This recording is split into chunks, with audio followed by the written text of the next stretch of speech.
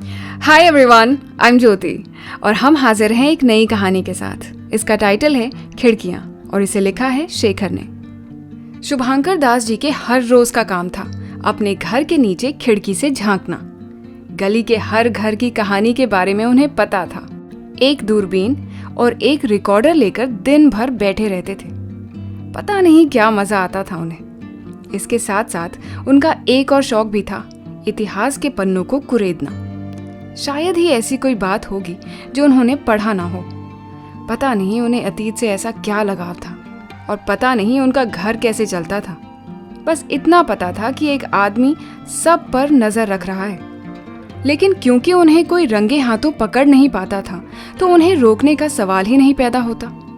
मैं उन दिनों उनके बगल वाले फ्लैट में बतौर किराएदार रहता था। मुझे ये सब इसलिए पता है क्योंकि एक रोज उनका पर्दाफाश हुआ था। लेकिन जिस तरीके से हुआ ये भी बहुत चौंका देने वाली बात थी। अब तो मुझे ऐसा लगता है कि वो ऊपर वाला सब देख रहा है वाली जो कहावत है शुभांकर जी के लिए ही कही गई है। किसका किससे गुप्त प्रेम चल रहा है, कौन किससे खुन्नस खाए बैठा है, ये सब उन्हें मालूम था।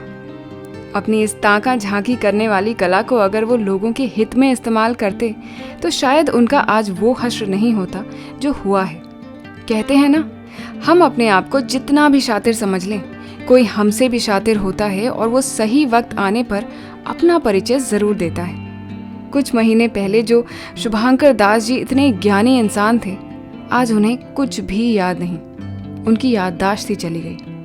हुआ यूं कि एक रोज खिड़की से झांकते झांकते उनकी नजर पड़ी सामने वाली बिल्डिंग के ग्राउंड फ्लोर पर, जहां एक आदमी दूरबीन लिए उन्हें देखे जा रहा था। शुभांकर जी ने जैसे ही उस आदमी को देखा, झट से खिड़की बंद कर दी। पिछले 5 साल से वो उसी घर में रह रहे थे, मगर ऐसा पहली बार हुआ था कि किसी ने उन्हें पकड़ लिया था। अब उनकी सिट्टी पिट्टी गुम हो चुकी थी। पहली बार उनके ताक झांक वाले कार्यक्रम पर रोक लगा। अगले 2 रोज उन्होंने खिड़की नहीं खोली। 2 दिन बाद जब उन्होंने खिड़की थोड़ा सा खोलकर बाहर ग्राउंड फ्लोर के उस घर में झांका तो फिर उन्हें वही आदमी नजर आया। वो अब परेशान हो गए। कोई भला उनकी खिड़की में क्यों झांक रहा है? वैसे किसी को अपनी गलती का एहसास करा देने का ये बहुत सही तरीका है कि उसे वही करके दिखाओ जो वो खुद करता है। शुभांकर ने सोचा अब यहाँ दाल नहीं गलने वाली। घर में ताला लगाया और कुछ रोज के लिए बाहर निकल गए। उस दिन के बाद मैंने कभी नहीं देखा उन्हें।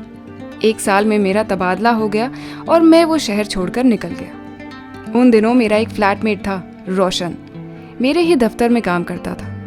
कुछ रोज पहले मेरी रोशन से मुलाकात हुई और उससे पूरा वाकयात पता चला। शुभांकर दास जगह बदल बदल कर रहने लगते और उनका ताका झांकी कार्यक्रम चलता रहता। हर बार एक ऐसी अनोखी खिड़की वाला घर देखते जिसका बाहरी दीवार मोहल्ले के अंदर की ओर हो। कुछ रोज सब ठीक चलता और फिर कुछ रोज बाद घर बदलकर कहीं और चले जाते। पहले पहले हर साल में घर बदलते थे, फिर महीनों में बदलने लगे।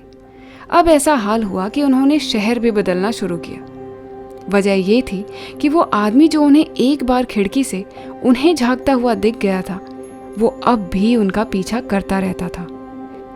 जब जब वो ताका झांकी का काम बंद रखते तब तब वो आदमी से उन्हें कोई डर नहीं लगता। लेकिन शुभांकर अपनी आदत से मजबूर थे। थोड़े दिन बाद जब वो दूरबीन लेकर झांकना शुरू करते तब वो आदमी फिर से दिख जाता, मानो कोई उन्हें कड़ी चेतावनी देने की कोशिश कर रहा हो कि ये जो कर रहे हैं इससे निवृत्त रहें और इसी में उनकी भलाई है। ऐसे 3 साल गुजर गए और घर बदलते बदलते वो वापस उसी मोहल्ले में आ पहुंचे जहां से ये सिलसिला शुरू हुआ था। अब की बार उन्होंने वो ग्राउंड फ्लोर वाला घर किराए पर लिया जहां से वो आदमी उन्हें झांकता था। उन्हें लगा अब कोई परेशानी नहीं होगी। लेकिन एक रोज फिर वो आदमी उन्हें झांकता हुआ दिखाई पड़ा और वो भी उसी घर की खिड़की से जहां वो कभी रहते थे। परिस्थिति पूरी तरह पलट चुकी थी। उन्हें अब लगने लगा जैसे वो खुद ही वो आदमी थे जो अपने आप को इतने साल पहले से झांक रहे थे। उन्हें लगा कि अब उन्हें भागने की बजाय उस आदमी का सामना करना चाहिए। क्या पता अगर अच्छी दोस्ती हो जाए तो दोनों एक दूसरे के राजदार बन जाएंगे। उन्होंने हिम्मत किया और निकल पड़े वो दूसरे आदमी से मिलने। ऊपर पहुंचकर देखा तो दरवाजे पर ताला लगा हुआ था।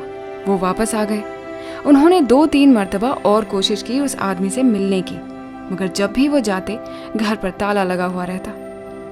वो अब इस लुका छिपी वाले खेल से परेशान हो गए थे।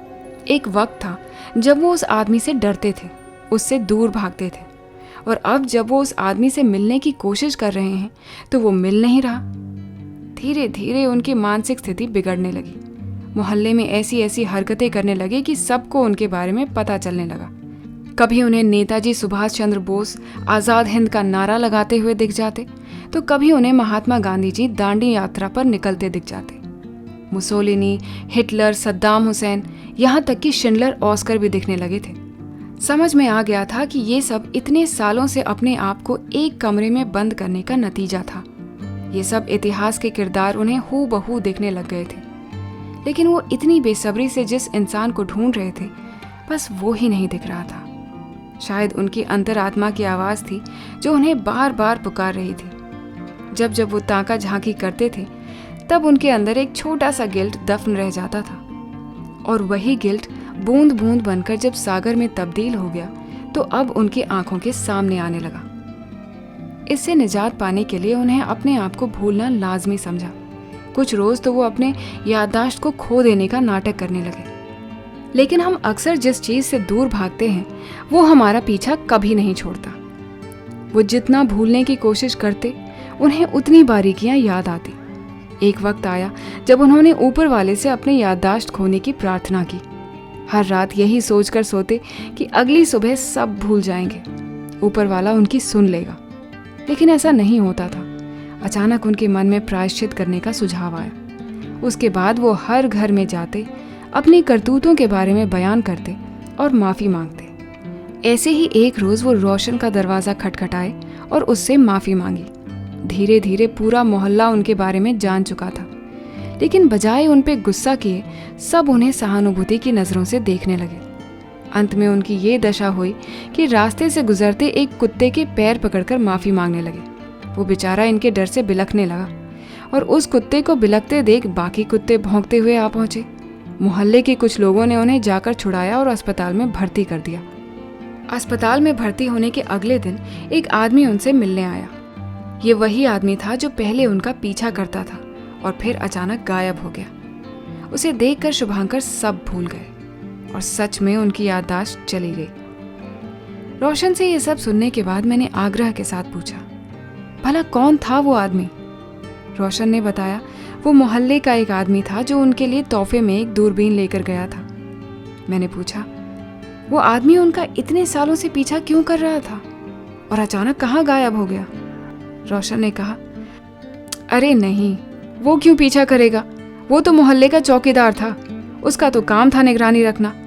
उसे दूरबीन के साथ देखकर उन्हें अपनी छवि दिख गई होगी। वाकई में अजीब सा वाकया था। बस मुझे यही सीख मिली कि हम सब से भाग सकते हैं, पर अपने आप से कभी नहीं भाग सकते। उम्मीद है ये कहानी आपको पसंद आई होगी। हम अगले हफ्ते फिर मिलेंगे। Don't forget to subscribe to our channel. Take very good care of yourselves and thank you for listening.